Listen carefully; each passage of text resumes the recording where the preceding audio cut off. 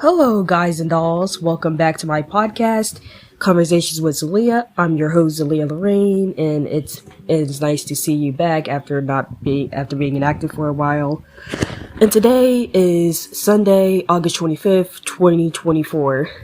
Now, in today's podcast, I'll review the movie the 1998 biopic Why Do Fools Fall in Love, based on the story of Frankie Lymon and the whole situation with his three widows. Namely, this podcast is called Why Do Fools Fall in Love, the saga of Frankie and his three wives. And I just want to start this off by saying that I love biopics, especially biopics on musicians. And one of my favorite biopics I watched as a kid were Selena, the Ray Charles movie, the biopic we're going to discuss, The Jacksons' American Dream, among other biopics. But there's a statement I always stated that, in regards to biopics, that you really cannot trust a biopic because biopics, they have a tendency to use artistic license, extort, or exaggerate certain things. Like, for example, the Barbie the Barge, the biopic, they pretty much kind of sugarcoated dad's abuse, then heavily applied the abuse in some scenes. Not to mention, they left out Bobby's sexuality. And then with Why Do Fools Fall in Love, not Why Do Fools Fall in Love, What's Love Got to Do with It, which is another biopic classic. They added a fictitious grape scene that never happened. That was added just for artistic license. And you really look at it, a lot of these biopics have this problem, including Why Do Fools Fall in Love. In fact, Why Do Fools Fall in Love doesn't even focus on Frankie that much. It's pretty much a sidelong glance biopic of Frankie. And for those that don't know what a sidelong glance biopic is, a sidelong glance biopic, it's a biopic made about a famous person, but at a point of view of someone close to them. Like, for example, El Cantante, it's a sidelong glance biopic made from the point of view of his widow, Poochie. What's another sidelong glance biopic? I guess you could argue Inception is a sidelong glance biopic, and never mind. That's not that good an example. Inception, the Nelson Mandela biopic. I can't think of any biopics that we consider sidelong glance biopics, but I'm gonna say that the Frankie movie is a sidelong glance biopic since it is a Frankie Lymon story, but only in the point of view of his three wives. But before I get into the movie and the recap of the movie, I'm gonna educate a lot my podcast listeners, for those who aren't that younger, about who Frankie Lymon is. Frankie Lymon was a doo-wop singer from the 50s who was the frontman of a doo-wop group called Frankie Lymon the Teenagers. And they were known for their biggest hits, co-written by Frankie, called Why Do Fools Fall in Love, which is the title of the biopic. And that's another cliche. And music biopics, they have a tendency to be named after one of their iconic songs.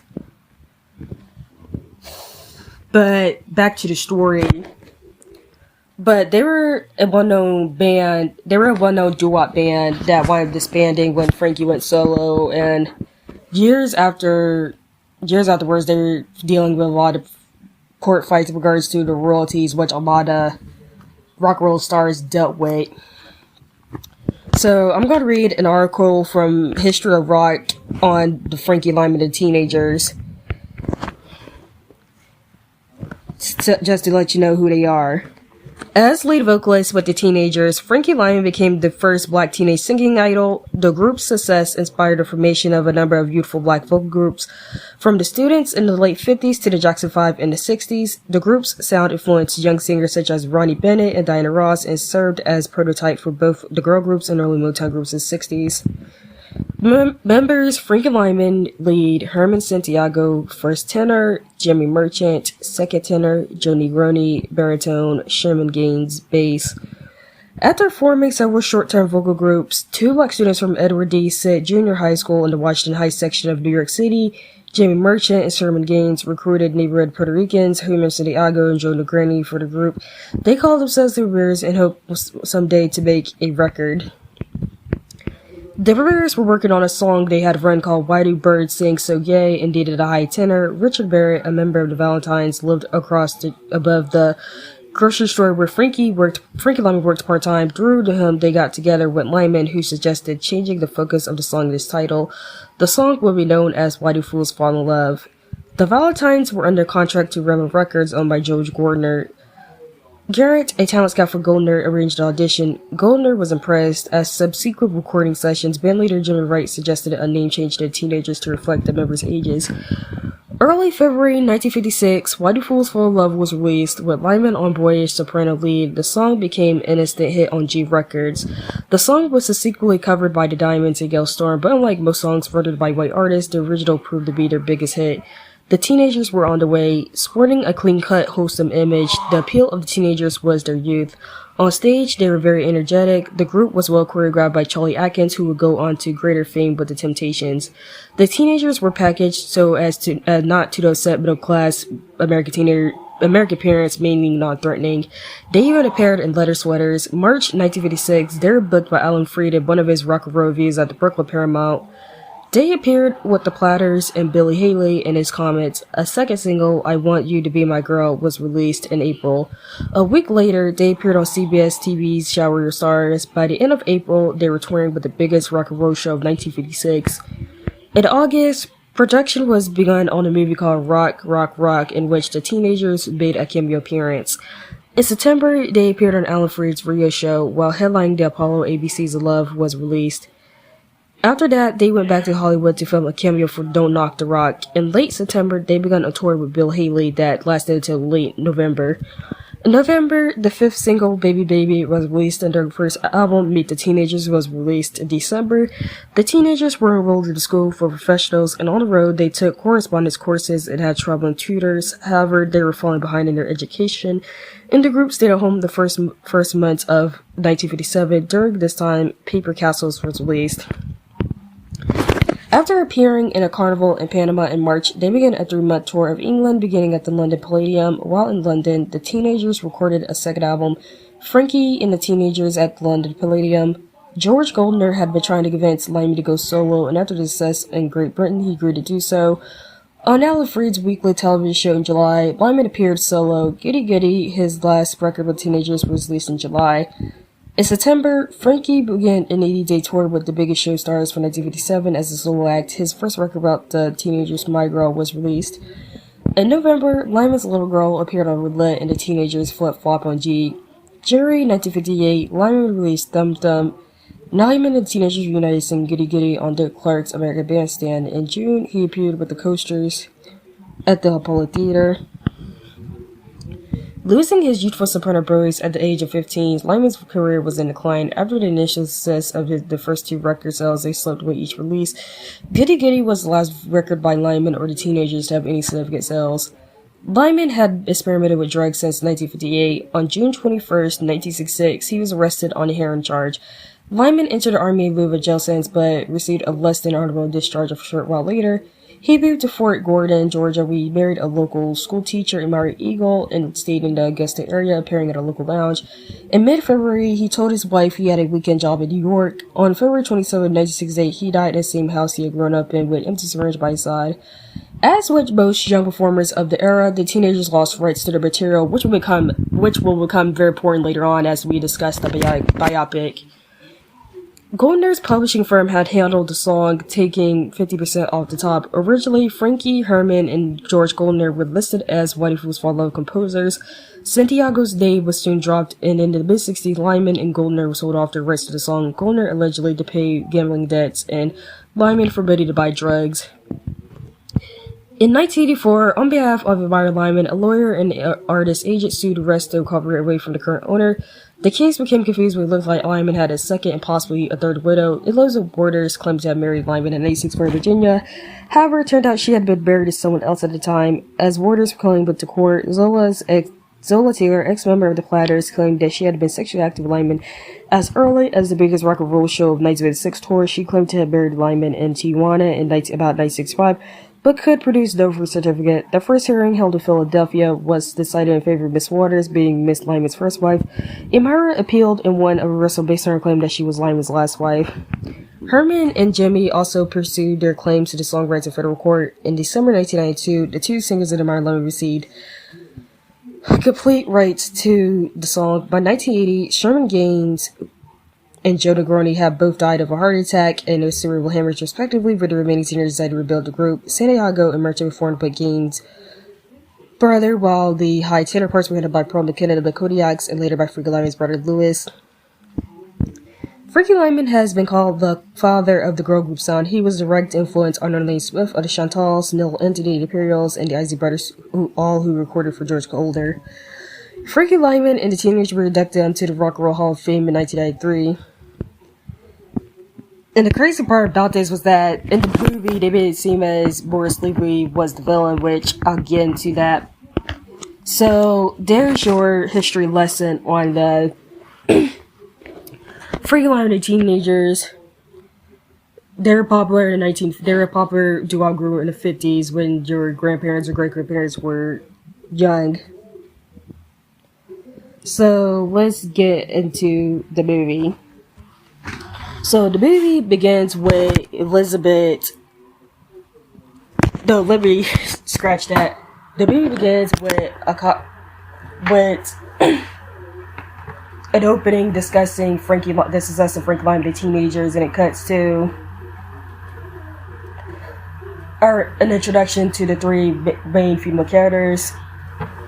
Zola Taylor, a former member of the Platters, known for songs such as The Great Pretender, Twilight Time, and Smoke Gets in Your Eyes. Elizabeth Waters and Amira Eagle. It cuts to a live performance of Frankie, played by Lawrence Tate, performing Why Do Fools Fall in Love. Then it cuts to Elizabeth Mickey Waters, played by Vivica A. Fox, doing cleanup in jail while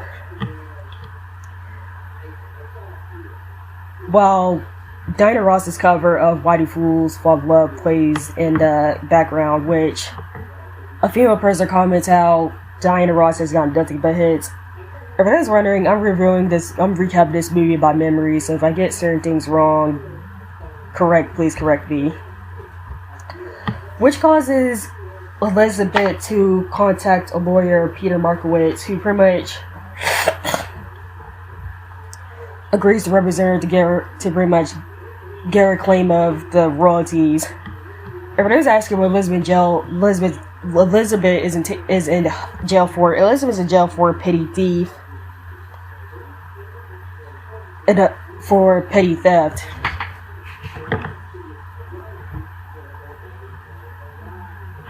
Long story short, the case becomes publicized, and Elizabeth, she winds up out of jail and goes to visit Morris Levy, who's the main villain in the story.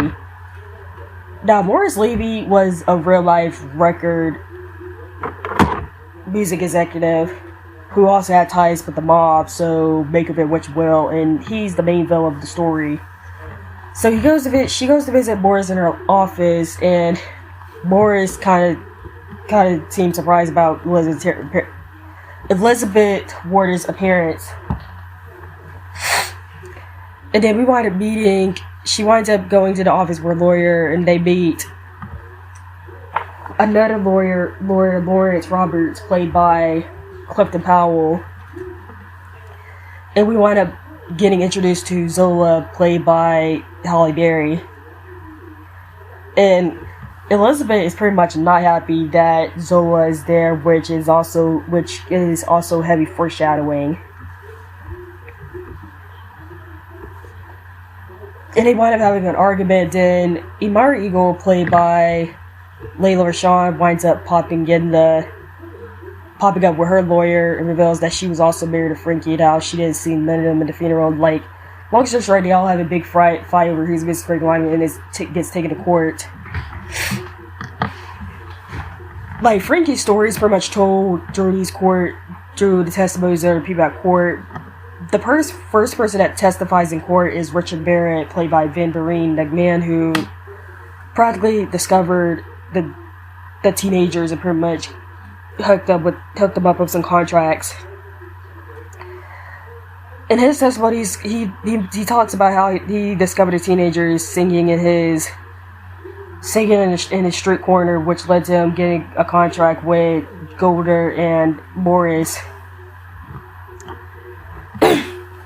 Morris, at first, seemed shocked about the group, because in fact he thought that the group was despite having two Puerto Rican members, he was shocked that the group not being Latino, because in fact he ran a record label that produced Mambo records, and he wound up transitioning into doo-wop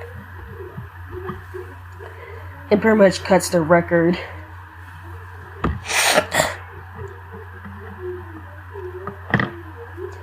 And then we get one of the greatest performance and then the next testimony is the greatest performance of the movie, Little Richard playing himself, where he testifies.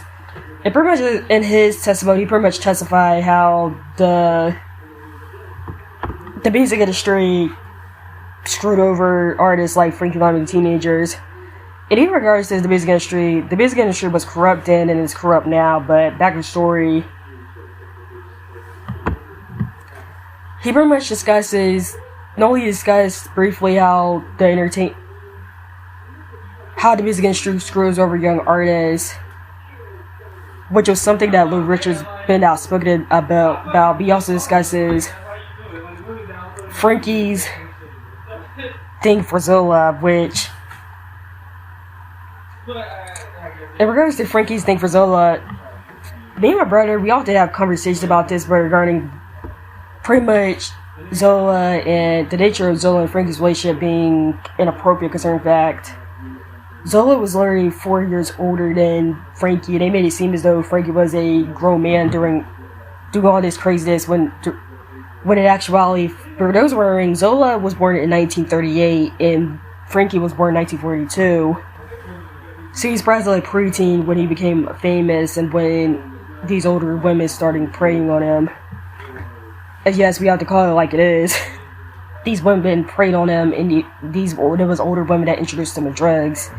So Frankie's also a victim of the industry. But back to the story, we cut to Zola and the Platters performing The Great Pretender, and once they're finished with their performance, Frankie hits on Zola, which leads to Zola slapping him. And the young Little Richard, played by Miguel Núñez, chastising Frankie. And Frankie and his group, they want to perform the ABC of Seas of Love, which get a standing ovation by a crowd, including Zola. Then Zola and Frankie wind up bonding while they're on the road, while they're eating at a diner. And earlier there was some tensions between the group and Frankie, since Herman got upset with the attention that Frankie was receiving, because the diner, you know how when certain celebrities, they eat out a certain place and the people serve them, they freak out because they're serving a celebrity. That's what happened with Frankie. And that got Herman upset about the attention Frankie was getting. But long story short, Zola and Frankie, they want bonding, and we only get a brief glimpse into Frankie's backstory, namely an exposition of Frankie's upbringing. Namely, he had a drunk alcoholic father who deserted the family.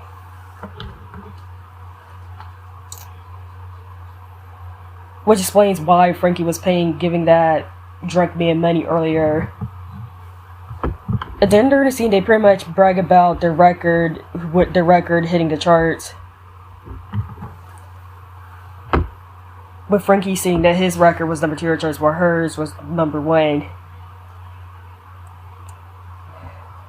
Then it cuts to a party with a a gala with all the doo-wop acts, and Herman get into an argument with Frankie over Frankie signing a solo deal behind her back, which winds up in which Roy's trying to console them, which Frankie's already upset. Then later on, Zola and Frankie, they have a discussion about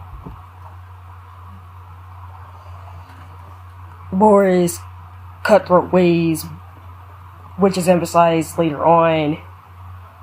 And they wind up having an alcoholic drink, which is super problematic, mind you, considering the fact Frankie at this point is a preteen. And then they manage to make soup, if you know what I mean, wink wink. And even with that, Zola's relationship with Frankie, or flame with Frankie, is pretty much statutory rape, concerning the fact she's literally the older adult over Frankie. And people like say, oh well, Frankie had a thing for older women.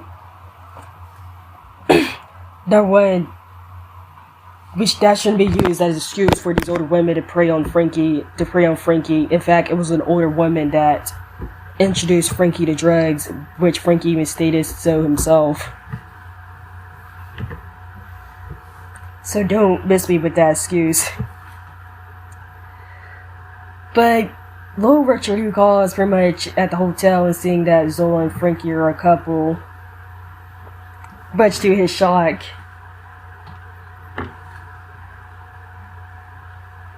And then the next person to testify is Elizabeth.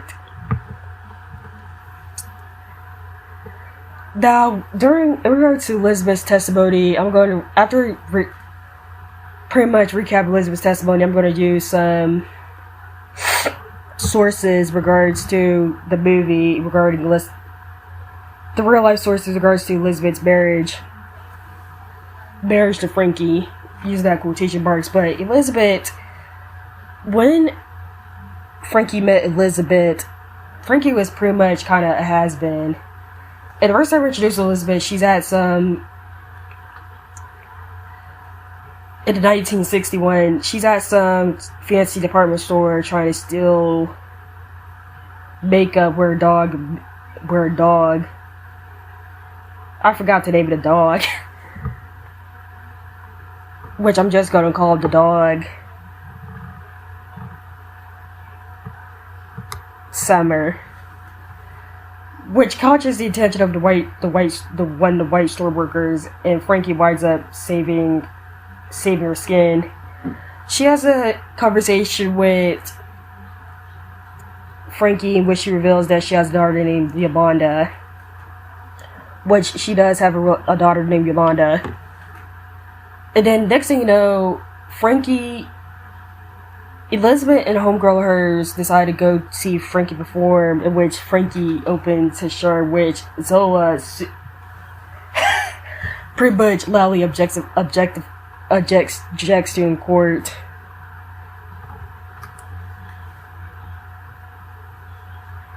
Then Frankie takes Elizabeth back to his apartment where they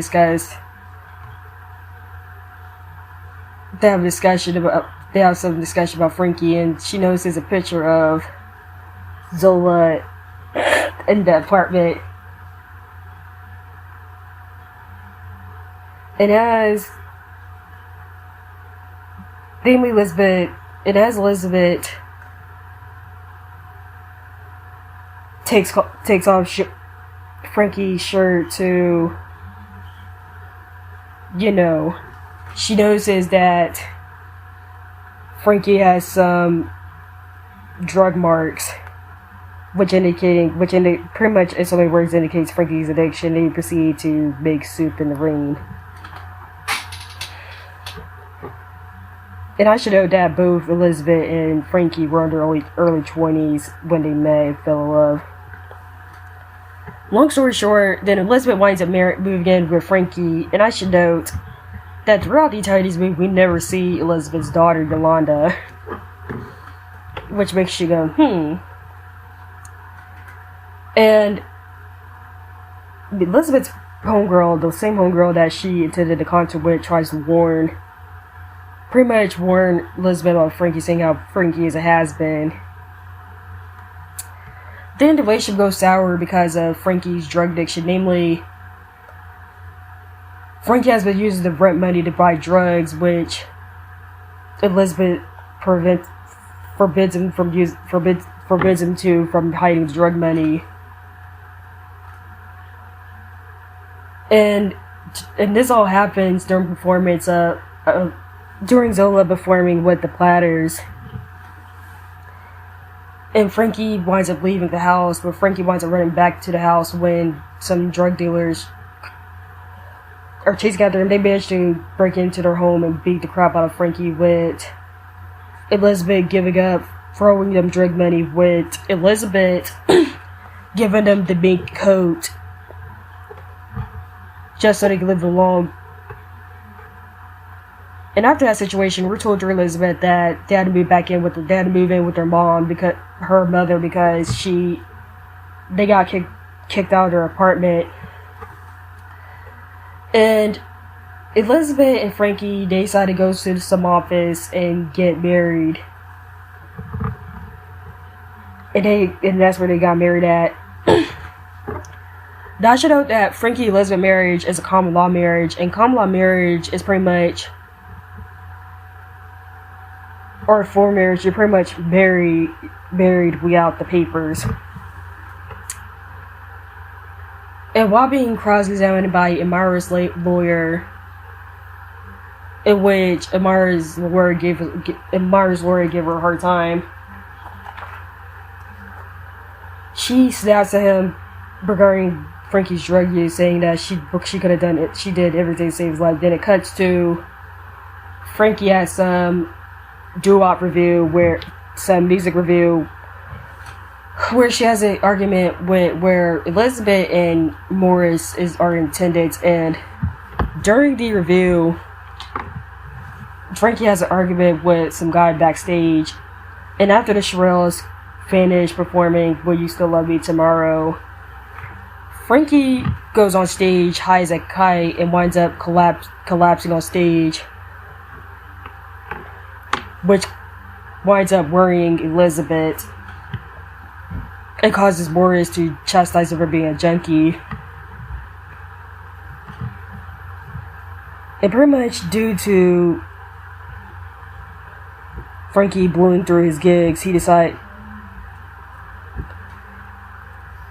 Elizabeth resorts to sex work to support them financially.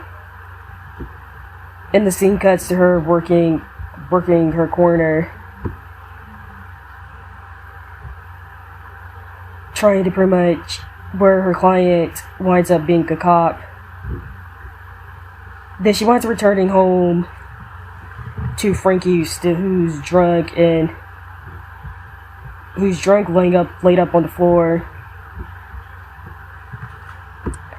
And they got into an argument when Frankie states that he's going to pretty much visit Zola to get him some gigs, which angers the F out of Elizabeth, which leads her taking off her wig and pretty much chastising him. And the argument comes to head when Frankie grabs her dog and pretty much hangs it over the balcony. And despite Elizabeth begging to get pretty much for her not to drop the dog, he winds up bow-willying the dog, which upsets Elizabeth and causes Elizabeth to kick him out of the house. And pretty much she kind of lost touch with Frankie afterwards.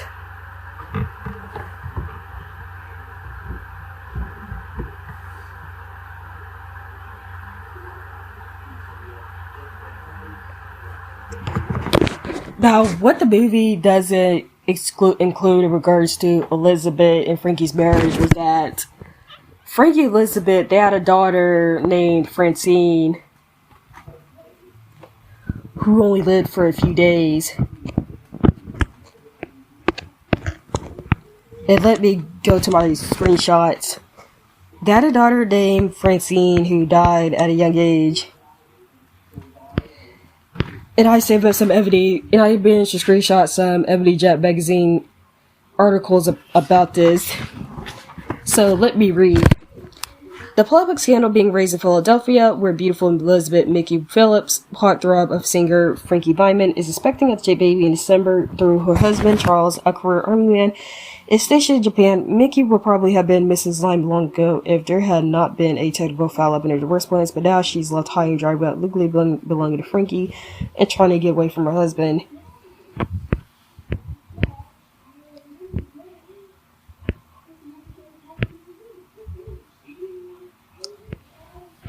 Then another article.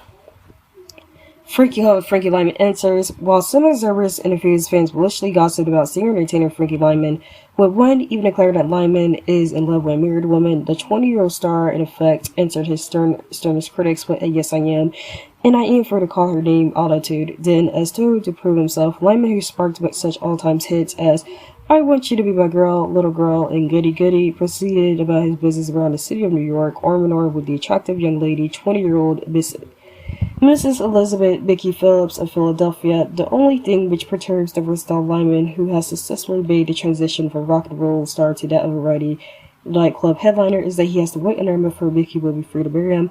Quiet, almost shy, Mickey, who confessed to wanting to be only a good housewife, held her future husband's hand tightly, gave him knowing glances as the singer sat for an anthem with Jet. "I want to marry Mickey, not only for her beauty," Lymon asserted, but also because of her soulful mind. "She's tremendous," he declared. Mickey gazed at Lymon as though to tell him to hush, then she smiled. The impending marriage of the couple got more than routine attention after they announced it, only to discover that Mickey had been erroneously informed by her lawyer that her divorce was final the last of March instead of late in April. As the announcement, Mickey's mother-in-law told Philadelphia Newsman that her daughter-in-law was not free to marry because she was still married to her son.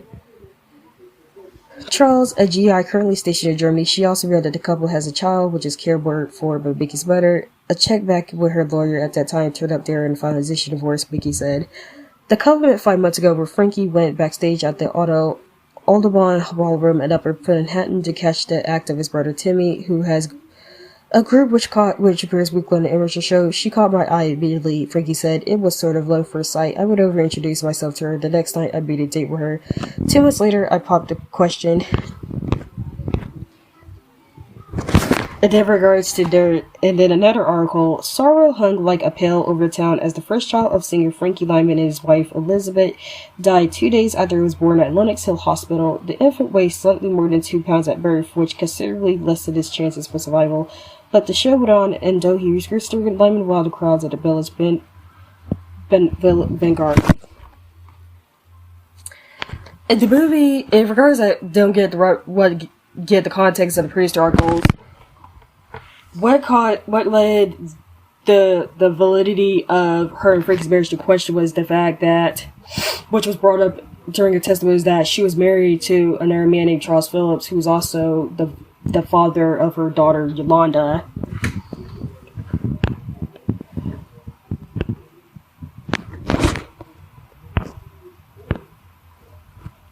Which also led to the marriage being questioned. But back to the story, and then we cut to Zola's testimony, and Zola pretty much bumps into Frankie.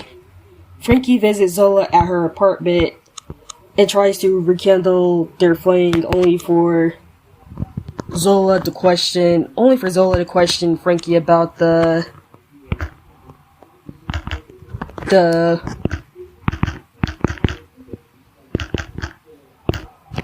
mink coat, which was the mink coat she was referring to was the mink coat that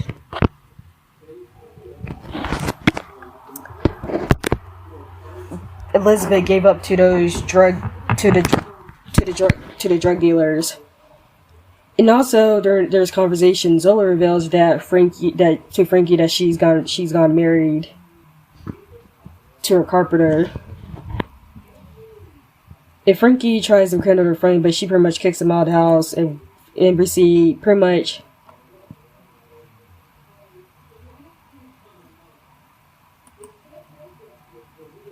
Zola seeing Frankie out the window. But before I get into Liz's story, I know I'm pretty much telling things out of order. In Elizabeth's testimony, she stated how she went to see Frankie at Zola's place. And we see Zola and pretty much Frankie and Elizabeth hanging out at Zola's pool, in which Frankie apologizes to Elizabeth about the dog. And they're caught by Zola, which leads to an all-out fight between Zola and Elizabeth, which leads to Zola pulling out Zola's wig. which explains the pretty much the beef between them.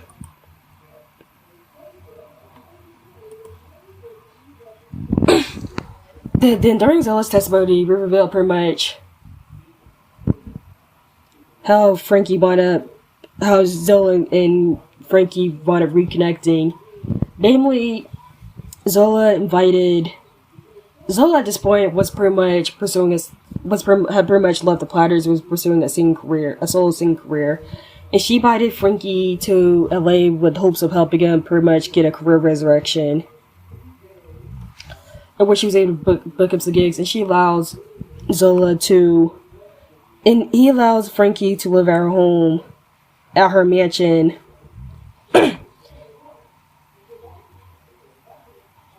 In Los Angeles, where she also reveals that she's divorced from her carpenter/drummer husband. In regards to Zola's marriage, when questioned regarding the evidence of her divorce, she stated that she didn't have papers regarding divorce, and the people that were divorced stayed in the hospital with their feet cut off. But back to story, she manages to book Frankie a gig for Hullabaloo, a 60s variety show, where Frankie lip syncs one of his songs. And they wind up having a celebration, which leads to a night of them making soup, in which Frankie proposes to Zola and they wind up getting married. And now, with regards to, and the only documentation of their marriage. Now, let me read this article regarding the marriage, and then I'll get to the pretty much validity of their marriage.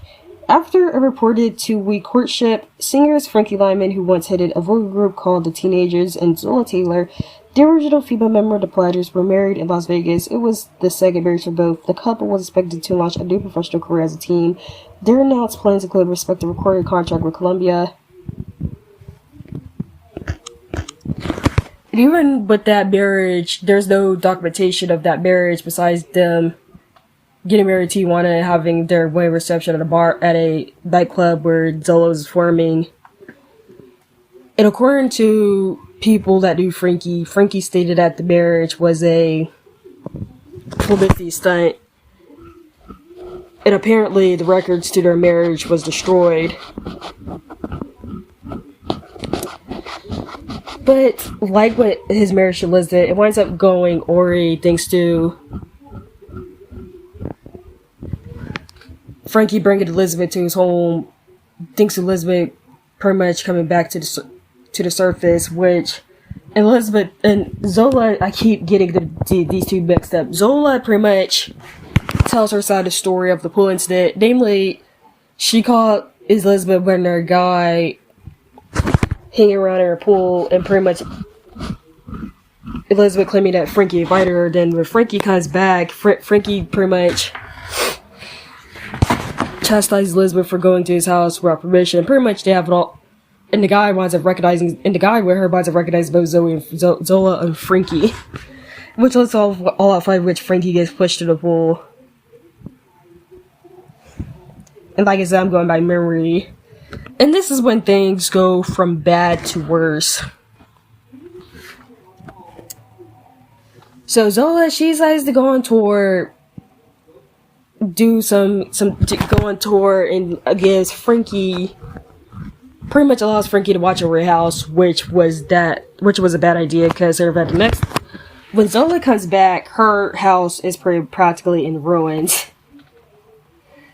And she pretty much curses out Frankie's name and winds up having to move back in with her sister. And when she trying to find out what happened to Frankie's whereabouts, Frankie had been drafted to the military. And they don't state this in the movie, but the reason why Frankie joined the military because Frankie got arrested on drug charges, and the two options was either go to jail or join the army, and he chose to join the army. And him being in the army is where he meets Imira, the last wife. Imira, who's a school teacher, gets interrupted by Frankie when he goes to her bathroom without realizing she was just getting out of the shower,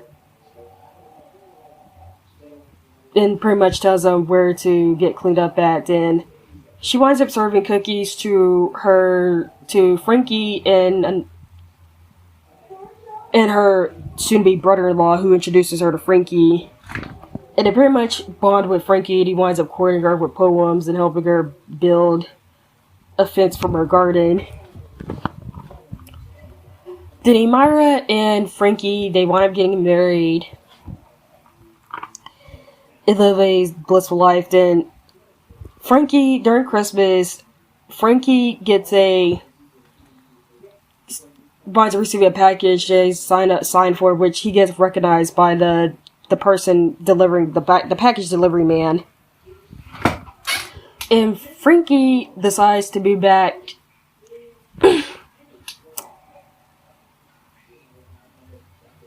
Long story short, Frankie decides to go back to York to pretty much make a comeback, and pretty much Imira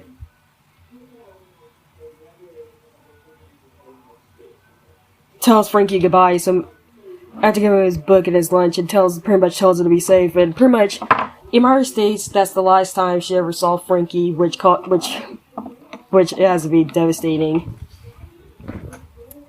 Now, in between scenes, Elizabeth and Zola, they wind up bonding, which actually I have to realize Zola and Elizabeth, they did kind of bond, but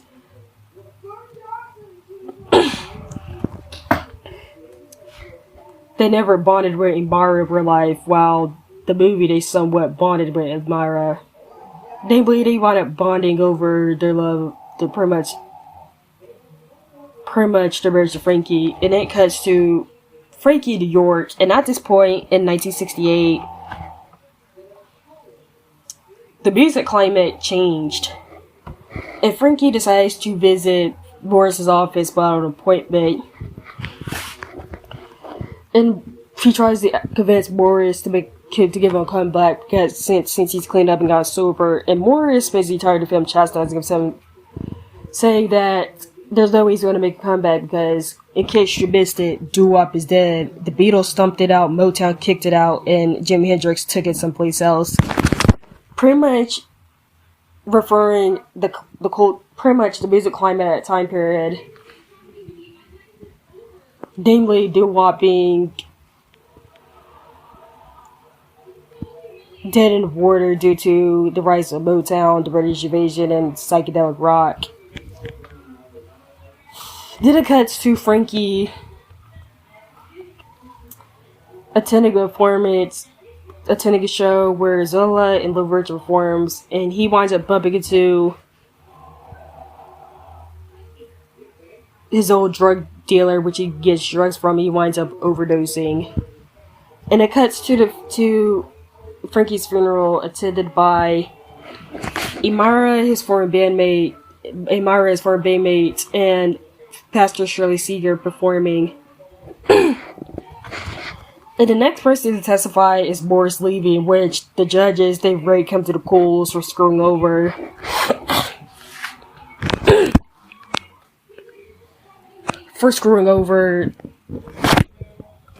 The acts. His acts, namely him slapping his name on a song he didn't wrote just to get royalties, which was a common thing back at the time for record owners or record execs to slap their name on a record they haven't wrote just so they get royalties.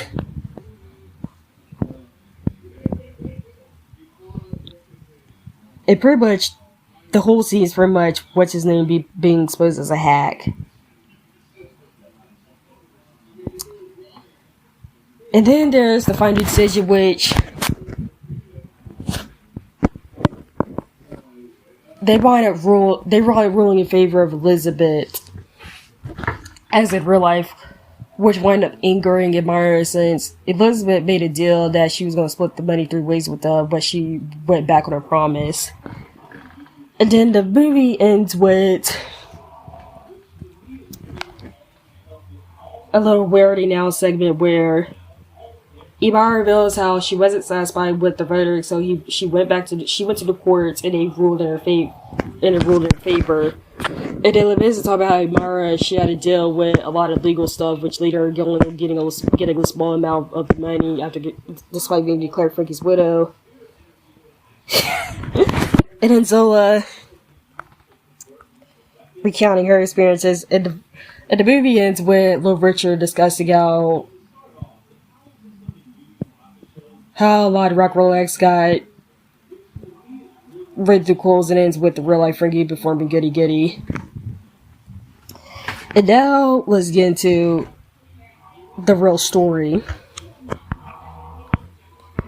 Now the following things we'll read are from some articles I screenshot from years ago, and an article in our media articles. And the articles I'm reading, they're screenshotted from the Washington Post.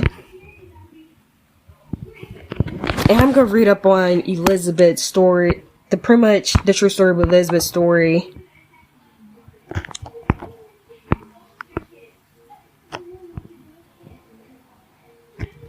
Which, let me check.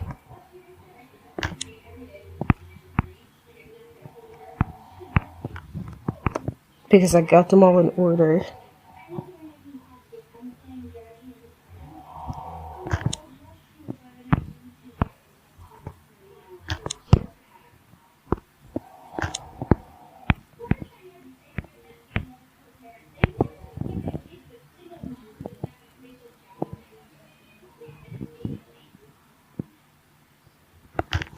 I'm sorry for the way I'm just checking up my sources.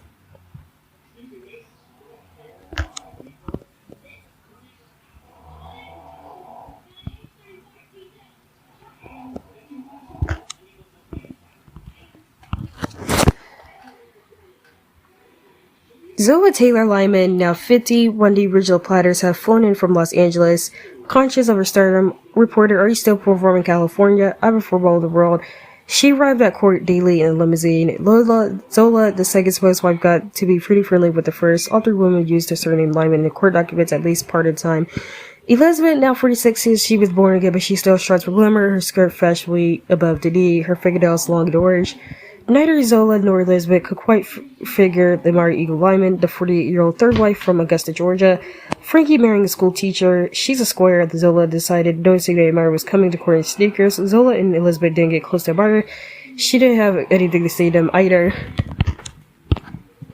And then they read Elizabeth's story.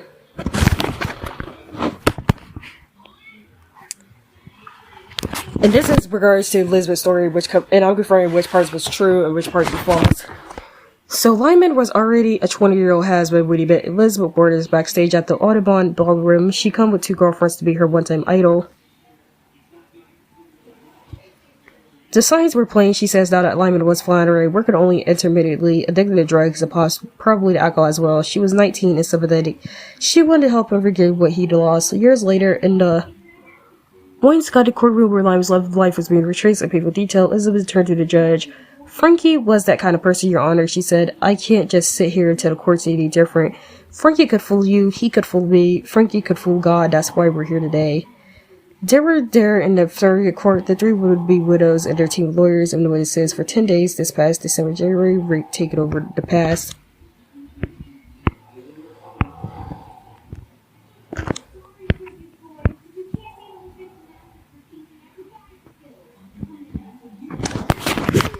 The essence of their dispute was which of the marriages was legally binding, given a certain laxity in some quarters about divorce. At the police, records of witnesses were collected to indicate that Frankie did stand for a magistrate or minister on 3 occasions to promise himself to each of these women until death parted them, which turned out to be a fairly short time. Elizabeth may have had the hardest time of it. She and Frankie began living together in 1963. She testified in early instances that he checked into a man hospital to care for his drug addict, and maybe he succeeded for a time. He seemed clean during her pregnancy in 1963, and he was generally sick, and Elizabeth says, when their daughter Francine died shortly after her birth. They got married at City Hall in Alexandria, Virginia, early in 1964. Unfortunately for Elizabeth's claims to the estate, she was then still wed to one Charles Phillips, one she married when she was 16. Her divorce didn't come through until 1965, but Elizabeth's attorneys argued that she and Frankie lived in Philadelphia and therefore established a common law marriage under Pennsylvania law.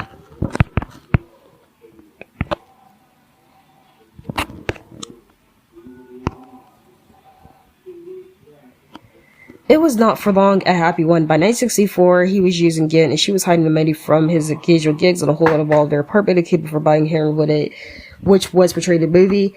They fought and separated continually. She turned to heroin and cocaine herself, she acknowledged in a stand, and to support her daughter from her first marriage, she became a prostitute. She caused the work moonlighting and testified that she was arrested for it 15 or 20 times. Her troubles with drugs and the law continued long after Frankie's death. He should have changed my life for me, Elizabeth says. A lot of people say I knew him so long I became like him. She did not object when he decided to head for California in 1965. Lymon's work had largely been reduced to lip syncing of record hops. He said Zola could help him get some gigs. In Los Angeles, he had always regarded Zola as a stage mother, Elizabeth explained during the trial, not that their relationship was entirely maternal. And now this is the chapter, the screenshot on Zola. Zola Taylor had also been a teenage star. Her senior group, the Platters, was sometimes referred to as the 4 Platters in a dish. Zola and her little cut-downs was the dish. She and Frankie were riding a tour bus together in 1986 during 81 one-nighters with a rock and roll cavalcade that included Chuck Berry, the Coasters, the Penguins, and Bo Diddley, as well as the Platters and the Teenagers. They became lovers. Zola testified one night in Bangor, Maine, when Frankie had won $700 gambling with Clyde McFadder, and she had gotten a little loaded drinking scotch and water. Zola, the older one, was 17. Their affair continued on and off for several years. By the time Frankie showed up unannounced in Los Angeles, Zola had done well for herself. She had a big house in the hills with a swimming pool, and she immediately took the scruffy Frankie shopping for suits and tuxedos. "I'm not going to wear big coats with you in jeans." She gave out he didn't mind. Frankie had a very good appetite for the best of life, she says.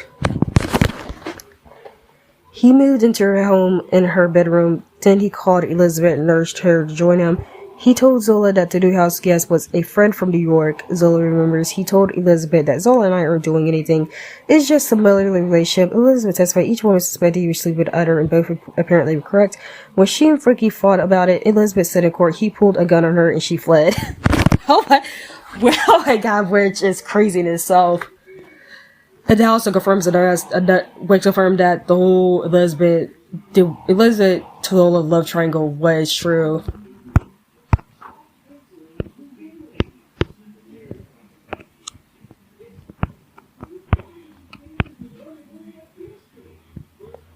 The next month, according to Zola, she and Frankie drove to Tijuana and got married in a small chapel. The small wedding party celebrated by getting very drunk, not an uncommon state for Frankie at the time. Back in Los Angeles, the club where Zola was performing tossed the celebration with a cake and champagne. Zola had been able to locate records talking about her Mexican wedding or documenting her Mexican divorce from her previous marriage, her second. But her secretary and her booking agent had both testified that they were witnesses to the wedding. Zola's attorneys argued that California law makes her a putative spouse entitled to share in mom's property. For Frankie, he had helped himself to hers. When she left to tour Japan with the Platters in December 1965, she says, he left Frankie living in her hillside home with instructions to pay the bills out of allowance forwarded by her attorney. When she returned in April, the house was in foreclosure and Frankie was gone. She never saw him alive again. I'd have killed him. I was so angry, she says, but I couldn't get my hands on him, couldn't find him. He was back in New York, where Elizabeth and several other witnesses swore he said that his marriage to Zola had been only a pussy stunt. And the fact that there's no records of their marriage seemed to back up that claim. and also confirmed. He had a bad year in 1966. Frankie was arrested at least 3 times in New York for grand larceny or heroin possession in the Selective Service. Hungry for recruits as the war in Vietnam escalated was after him. He was inducted to the Army in December 1966 and sent to Fort Gordon, Georgia. By the time Private Lymon was discharged a year later, he said "I do" once more. This time, his bride was Imara Eagle, an educated church-going elementary school teacher who lived with her family in nearby Augusta. Her sister's boyfriend introduced them. Soon, Imara was cooking bills for Frankie, and they were shopping for wedding rings. They were married in June 1967 at the Beulah Grove Baptist Church, with 50 members of Imara's family attended at a reception afterwards at the Capri Lounge. Imara's attorneys have advised her not to talk to reporters about the surrogate court decision, but in Pomeroy of the Artistic Rights Enforcement Corp, which had played a major part in the Lymon case and about which more later, spoke with Imara linked, "Imara's Frankie is not the drunken bum." Pomeroy says she didn't know the drug he described in this trial. She knew a soldier. He was a soldier for most of their brief marriage, taking a bus from her family home to the post each day. Then, 2 months after his honorable discharge for repeatedly being AWOL, he went to New York, telling Imara he wanted to see said about reviving his career. Elizabeth testified that she saw him on that visit, as she had a number of times before and after his wedding, which Elizabeth said she knew nothing of. In fact, Elizabeth says she saw him the day before he took his last fatal dose of heroin. He was staying in his grandmother's apartment on West 165th Street. He told his family that night he was on his way to a gig. The next morning, February 27th, an uncle found him unresponsive on the bathroom floor and called police. The death certificate said he died of acute intravenous narcotism. Imara came to New York to arrange for his funeral, mass, and burial, and she paid the bill, $200,000. She had never remarried, neither has Elizabeth Dorzola. Key parts of this chronology are dispute, of course. Imara's attorneys argued that Elizabeth and Frankie separated mid-1965 and never lived together as man and wife, therefore invalidating her claim to a common law marriage. They point to the absence of documentation from Mexico as evidence that Zola and Frankie never married at all. Elizabeth Lawrence maintained her marriage is valid, which means that neither Zola nor Imara's can be. All these arguments are laid forth in Flavius Priest, Miranda, and affidavits filed in surrogate court. What is less clear from the files why 20 years afterwards it has become so important for Frankie to be Frankie's widow.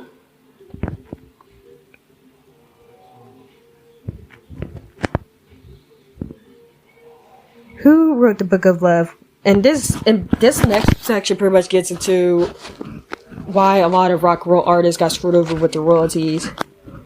When a star-struck group like the Teenagers finally got to audition for a doo-wop impresario, such matters as copyright barely bigger than a conversation. Kids don't know about royalties, said Bob Hyde of Berry Hill Records. They wanted to impress their friends at school by being on the radio.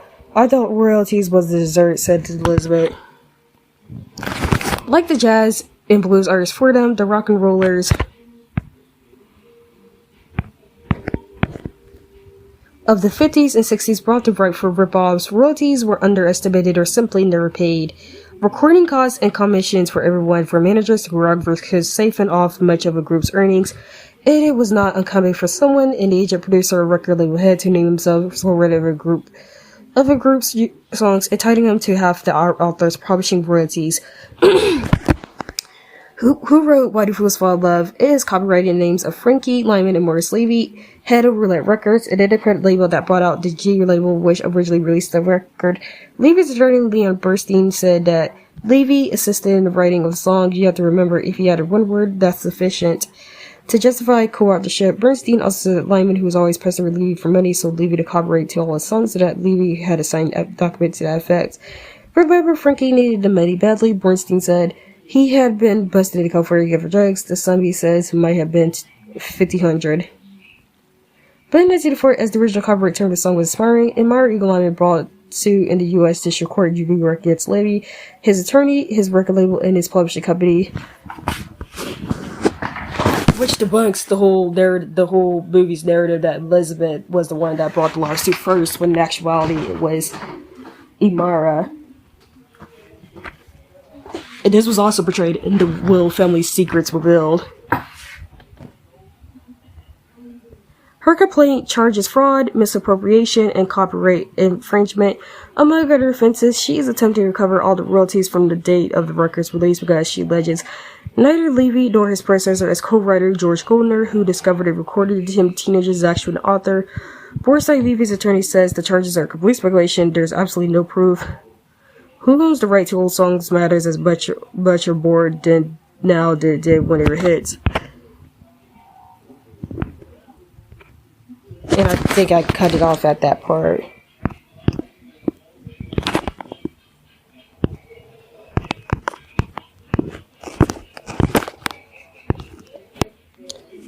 And yet, what was it about those he abused and betrayed seemed low to condemn him?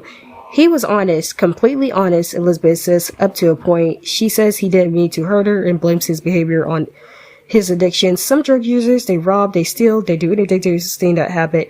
Frank's particular scam he thinks was getting married. I'm not a person to hold grudges. I feel sorry for him most of all. It goes to Zola. She says she's never confidentially from the loss of her home and still feels cheated, yet she also talks about Frankie's ruptured family, again his drug dependency.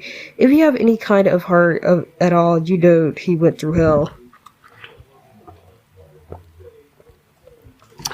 But in the movie, they made it seem like they both resented him. And if he put others through hell too, didn't he say, right in the song, that love is Lizzie game, and then he went out and proved it?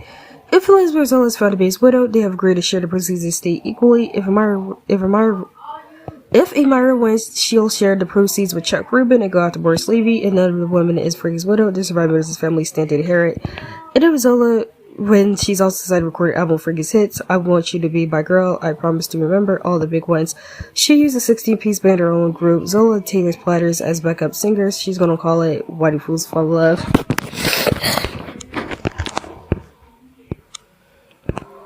And then, the following, I've probably done a lot of reading.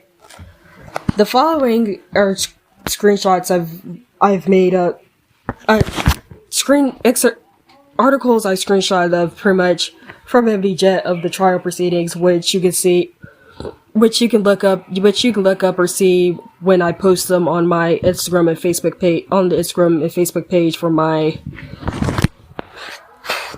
podcast. Be sure to check them out. Trial order to selected real Frankie Lymon widow and $1 million royalties case.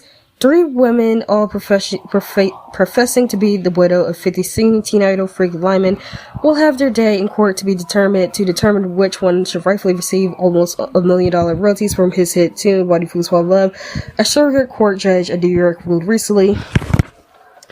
Manhattan surrogate court judge Ruth Lambert ordered a trial for Elizabeth Borders Lymon, Zola Taylor, and Amira Eagle Lymon to determine which woman is actually Lymon's widow and is entitled to the money. Lymon, who penned the enormous successful hit at the age of 13, died of apparent drug overdose in New York in 1968 at the age of 26. The $1 million in royalties in question were earned when Diana Ross turned out her own version of the tune in 1981. Elizabeth Waters Lymon, also known as Elizabeth Waters Phillips, reportedly wed Lymon during a ceremony in 1964 in Alexandria, Virginia. Zola Mae Taylor, a former vocalist with the popular group The Platters, maintains she married a talented young singer-songwriter in Las Vegas in October 1965. She reports the wedding took place at their 2-week whirlwind romance. Also involved in the battle to prove she is the real Mrs. Frankie Lymon is Amira Eagle, a school teacher in Augusta, Georgia, who started she exchanged vows with the singer June 1967.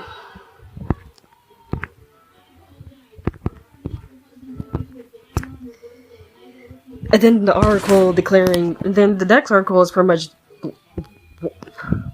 Elizabeth being declared winner.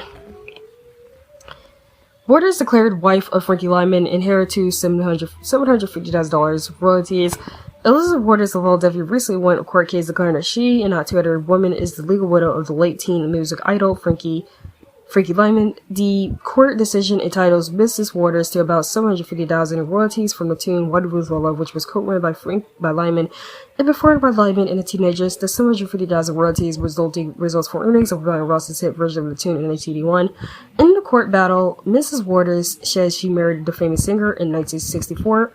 Another woman, Zola Mae Taylor of Los Angeles, has stated that she and Lymon married in 1965 after meeting at the Apollo in 1956.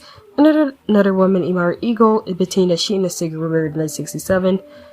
Mrs. Taylor could not provide a marriage certificate during the court hearings before Manhattan surrogate Marie Lambert. Lambert ruled that Miss Legal's marriage to Lymon was in 1967 was not legal since he was already married to Mrs. Waters. A teenage single sensation of the 50s, Lymon penned the pop tune Wonderful Small Love when he was 13 years old. He also recorded the hit Please Be Mine. Frankie and the Teenagers were among the hottest singing groups during the 50s. Lymon died in 1968 of a heroin overdose at age 26.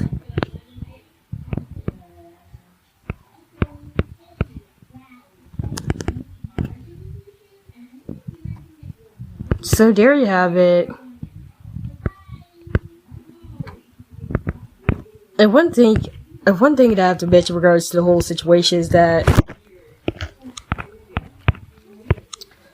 according to a student, I forgot regarding Martha's marriage, which wasn't betrayed to me, but according to Indico from one of my Marty's students that I saw on Twitter, which I don't have a Twitter account, but I used to lurk on Twitter, even his marriage to Amara there was some dysfunction. There seemed to be some problems with him and Amara's marriage since according to one of our students, Amara stated how there were some problems with her and Frankie's marriage as well. So it seemed to me that Frankie is the common denominator in all his marriages. But and some just going to give a Where Are They Now segment. Zola, she died in the late 2000s at a nursing home when she was in her late 60s or 70s. And then Ibarra, she passed away back in 2019. Ibarra, she wanted to pass away in 2019, and if you,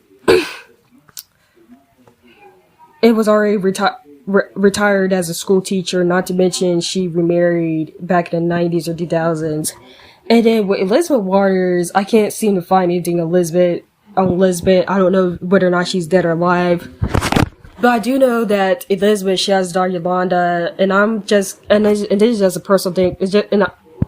And I just want to ask, with regard to Elizabeth, if any person that knows Elizabeth is really Elizabeth Waters could tell me of her whereabouts, just please let me know in the comments or on social media regarding Elizabeth's whereabouts, because it's crazy. They never specify what happened to Elizabeth after the trial, and I can't seem to find any reports stating whether or not she's dead or alive. Like, the only thing known about Elizabeth that she has a daughter named Yolanda from a previous marriage, and I'm not sure if Yolanda or Elizabeth dead, but please let me know what became of Elizabeth.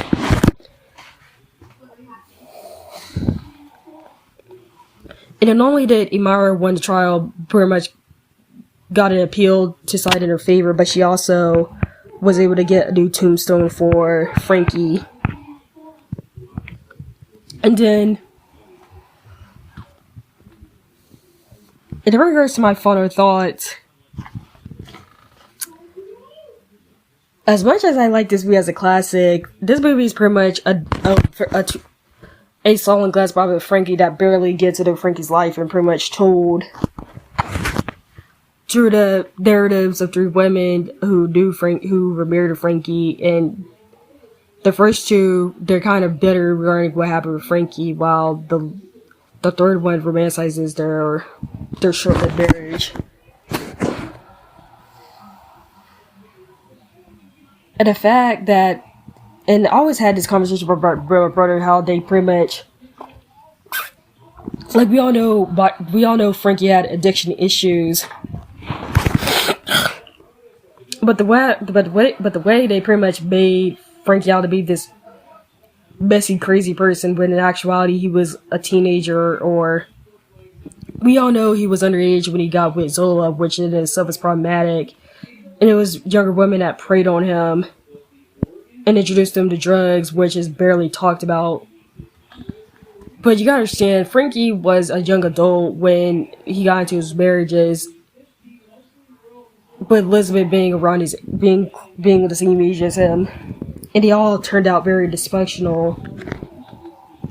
In my opinion, I do believe that Frankie deserves another biopic or a miniseries that doesn't dwell on his marriages, that pretty much delves into his story, namely his upbringing, him getting victim, pretty much how he treated the music industry and these older women that preyed on him and introduced him to drugs. Like a BD series or a mini-series or made-for-TV movie that pretty much delves into Frankie's story that does him justice rather than Body Foods for Love. Because don't get me wrong, this is a good biopic, but at the same time,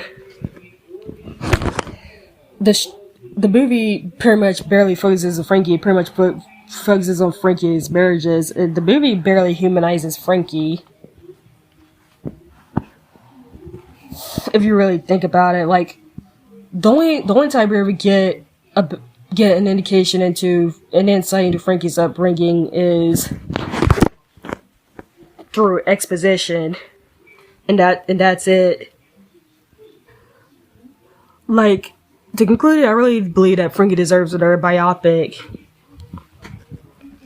that gets into his life story more.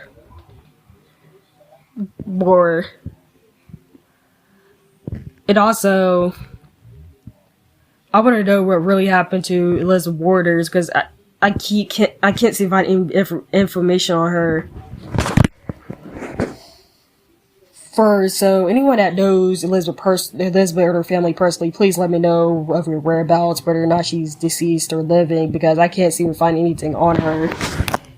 But anyways, that's my recap and review of Why Do Fools Fall in Love. I hope you enjoyed this review. Now, for my next podcast episode, I'm going to do 2 MJ themed episodes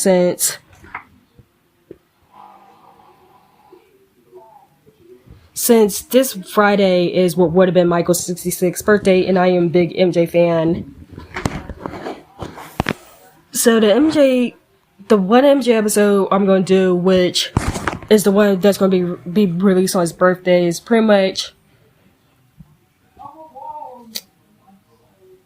a little story time episode, which pretty much telling which the 2 MJ songs I can relate to. Then the other MJ podcast is pretty much the grotesque media treatment of Michael in the 2000s, which I'm going to record with my brother soon. And then what's also coming up next is I'm going to do a Bernie Mac retrospective. And along with every podcast episode, I'm going to add a worst listicle of regarding movie characters and stuff. And then do some character analysis videos. No, character analysis episodes on Tanya from 5 Heartbeats, Juanita from Dead Presidents, and the Jenkins family from Welcome Roscoe Jenkins, and some other stuff for the podcast. So anyways, I hope you enjoyed this episode. Be sure to check out this episode on Spotify, Amazon Music, iHeartRadio, Spotify for podcasters, or wherever platform this podcast episode is available on. Also check out the Instagram and Facebook page. Also check out and follow the Instagram and Facebook pages for this podcast. And I'll see you guys next episode. Goodbye.